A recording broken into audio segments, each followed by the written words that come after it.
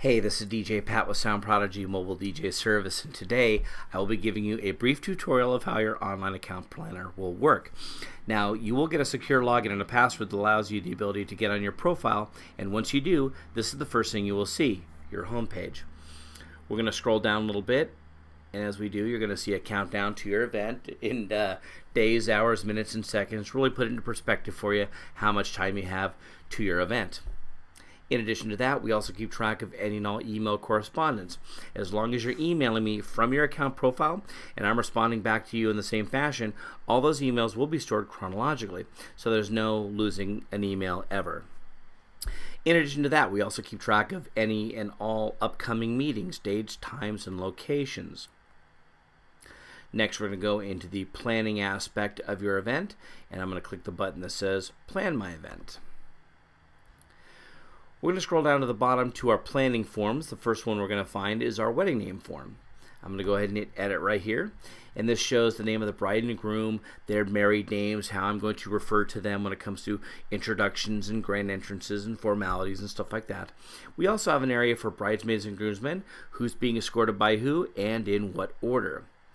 In addition to that, we've got an area for junior bridesmaids and groomsmen, flower girls, ring bearers, parents and grandparents on both sides, and all the different vendors here at the very bottom, so there's no question who all is participating. Next, we have an area for the timeline. Now I'm going to hit edit and show you what's known as the editor portion of the timeline. So we have our time, activity, and then any comments. Now, once we decide on our planning meeting after the booking process is complete, I will be sitting down with you and helping you decide how your timeline is going to work. If you have information that you already would like to put forth, or you need a little bit extra information from myself, that's what I'm helping the process along with. And once we sit down and have that planning meeting, I'm going to import all the information to your account profile. Now, the cool thing about it is once we do that and you leave my office for the day, you go home, you log into your account, this is all the information you're going to see that we just discussed already stored on your profile. Now, the next step for you in this process is to manage and maintain. So let's say, for example, we were going to have the toast at 7:50, and then you decided that the best man and the maid of honor were going to be giving a toast. Then let's say, for example, the maid of honor decides she doesn't want to give a toast anymore. She's getting cold feet. So we're going to go ahead and take her out of that. I'm going to hit Save Changes. It's now going to confirm that the timeline was updated. Now I'm going to go back to Timeline, and I'm going to hit View this time for a more formalized version of that timeline. And if we go down to 7:50, you'll notice now Toast consisting of Best Man only. Also, you can print hard copy any of this information by hitting this little gray icon right here that says print, and that's how you give a copy to your photographer, videographer if you're going to have one, and caterer, just to make sure everybody's working off the same timeline and there's no confusion. Essentially, we're trying to minimize the margin for error. Now we get into the fun stuff. We've got the area for managing music. First thing I'll select is adding requests. Now you'll notice some colored sections off to the right, and I'll explain what all of them mean. We've got our must play area. These are the songs that you have to hear. Next from that is our play if possible section. These are for the songs that it's not going to be a big deal if it doesn't get heard. Next, we have an area for dedication. So if you wanted a special song produced during a point of the evening and you wanted maybe, let's say, for example, a verbal shout out, we can put it in dedication form. We can also click this button right here, and if you notice a comments box came up, that's now letting me indicating to me who's going to be involved in this particular dedication. So if I was to say this one goes out to Mama from your daughter, I not only make sure the bride's in the room, but her mom is in the room as well. So if that comment is noted, then that's what will be said during that dedication. Next, we have an area that's called Play Only if Requested. These are for the songs if you said, you know what, I really don't want YMCA played at my wedding, but if somebody asks for it, then it's okay.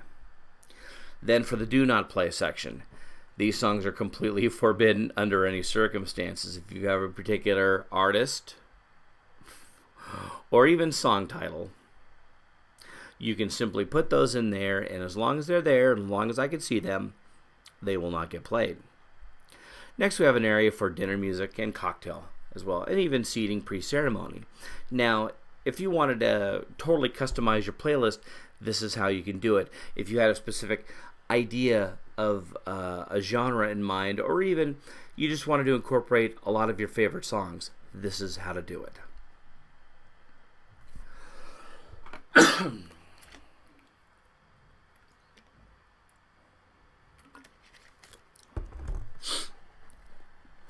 Next, we have an area for searching music. Now, you can browse the database by title or artist, or you can search specifically by title or artist using this little search window. So, I'm going to go ahead and look up an artist, and I'm going to look up Maroon 5. So let's say you didn't know how the song Payphone went. No problem. If you go to the little preview icon right over here, it'll take you to iTunes or Amazon, and you can hear a little sample of what that track really sounds like to confirm that's what it is. In addition to that, I also have it set up to take you directly to lyrics.com. So if you wanted to confirm for, let's say, a formality like a father-daughter and a mother-son dance, you wanted to make sure the lyrics were appropriate to that particular situation, I've made it really easy for you. Now we're going to take that song and we're going to add it to the must plays. So I'm going to open up the must plays, and I'm going to go right down here to Payphone. I'm going to go ahead and drag it and drop it. And it's now going to confirm that that request has been saved. Next, we have an area titled Top Hits. This is music broken down into specific sections. Now, these songs right here are the top 200 songs of all time. In addition to that, I've broken some music up into decades, whether it be a 50s selection, a 60s selection, 70s, 80s, 90s ideas, just a whole bunch of really good songs for that particular era. In addition to that, we also have a wedding area. This is cool because I've dropped some music selections that are specific to a particular formality. So, for example, introduction songs, which would be your grand entrance. Garter activity, which is the removing of the garter and tossing. We have bouquet toss song ideas, cake cutting ideas, almost everything you could think of in this one little area. Now, let's say, for example, you're browsing for music and you don't see a song that you're familiar with. No problem. You want to add something special. You click the Add Your Own button, and you put the artist name and song title, set its request type, what it's going to be, and then any additional comments. And we secure any and all music requested.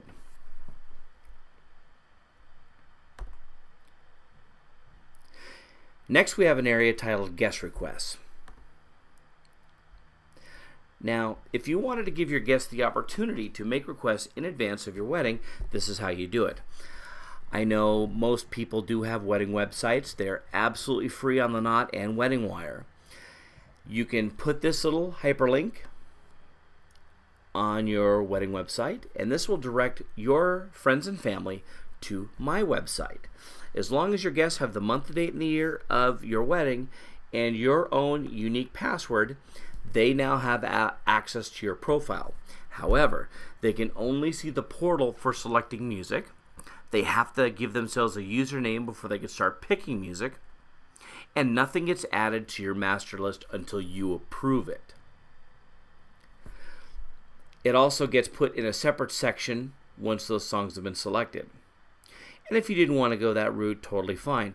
You could even share it on your Facebook if you do social networking, and you could also share it privately with certain individuals if you only wanted to give certain people the opportunity to make requests. All the requests, in addition, are also limited to 5 per day. Next, we have an area titled Special Songs. Now, these are your formalities, your area for your processional. Bridal march, if you're going to do a sand or a unity candle, recessional, grand entrance, first dance, father, daughter, mother, son, and so on. Now, if there was something you decided you didn't need, for example, if you said, you know what, we're not going to do the garter toss or garter removal, no problem. You click Don't Need, and it takes it right away. Don't need. However, if you would like to incorporate a song, for example, let's say the bride and groom would like to have a special dance with grandma and grandpa, then we can put an additional tab inside these and create that special song area.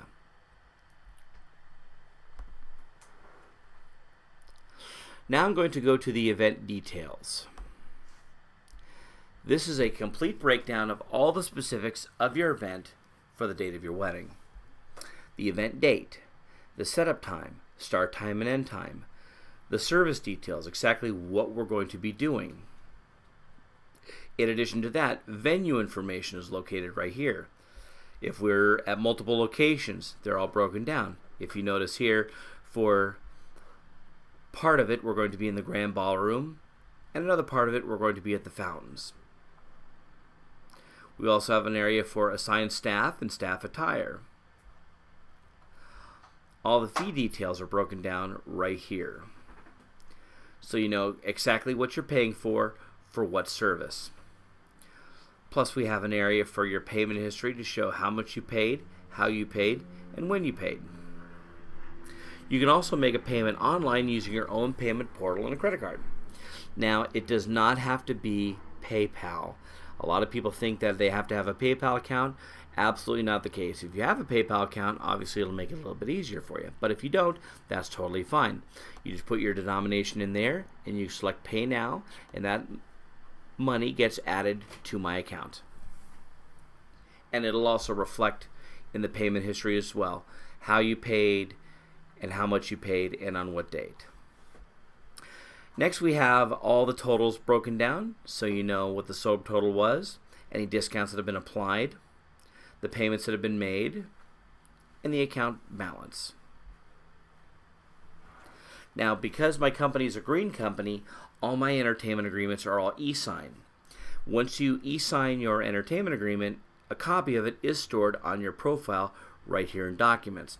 So I'm going to hit View, and now what you're going to see a digital copy of that entertainment agreement.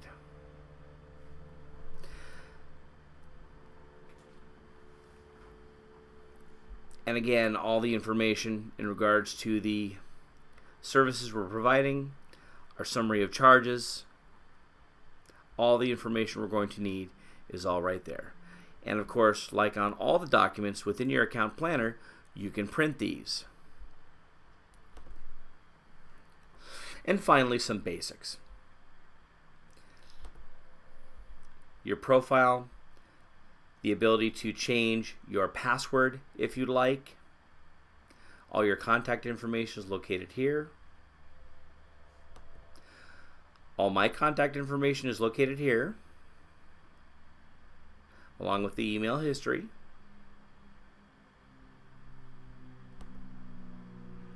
The information on your event,